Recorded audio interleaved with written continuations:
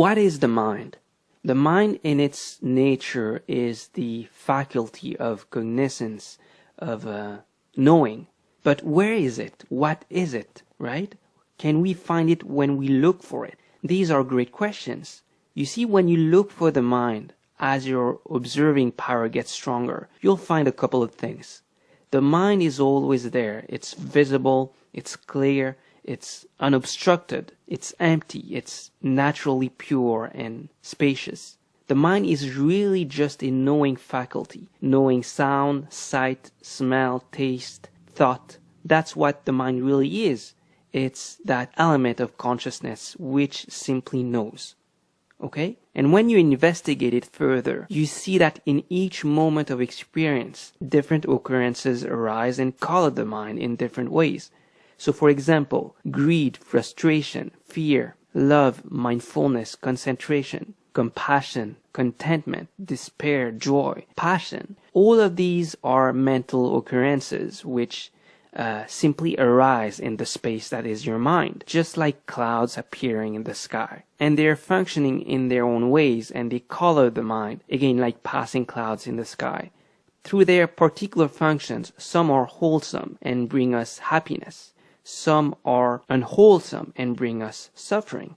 So all troubling aspects of your personality, how angry you are, jealous maybe, impatient, but also all the things that prevent you from creating successfully, consistently. For instance, greed, fear, the need to be right, etc., etc. But also all the great things about you, your generosity, let's say, your kindness. All of them, the good, the bad, the ugly, are simply appearances arising due to conditions. And they come and they pass, and they come and they pass. Each of these patterns of mind, the problem ones, the wonderful ones, each are expressing their own nature, and they just arise and pass away as conditions change. They're precisely fleeting because they don't belong to a core permanent self, as we've seen. Again, they are just appearances appearing out of conditions, and then they pass. Some of these occurrences come more often than others, because maybe you've cultivated them extensively throughout your life, so they hold more space in your mind. So the direction we're going with this technique we're learning is that we're beginning to open to this very transformative way of understanding ourselves, the world, and ultimately the markets. We are also developing wise discernment. In other words, we are clearing the ground so that we can begin to cultivate wholesome states of the mind over the unwholesome ones. But this has to start with the experiential understanding that the self, however strong the subjective feeling we have of it, is an illusion to begin with. The ego cannot thrive in a mind that resides completely in the present. You're not the sensations in the body. You're not the thoughts. You're not the emotions. These always come and go. And the only thing that isn't an illusion is awareness. Being aware of all those transient, temporary, passing states.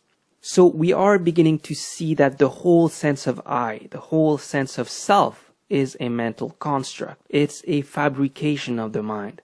There is a natural purity, clarity, emptiness to consciousness. And as said, a whole variety of mental occurrences are only arising and passing away in every moment, like clouds over the blue sky. Thoughts and emotions and sensations and everything else that we perceive through our senses, those are just appearances within that space which we call mind. The self is only a thought of you in the past. It's a thought of you remembered in the past and projected into the present and the future.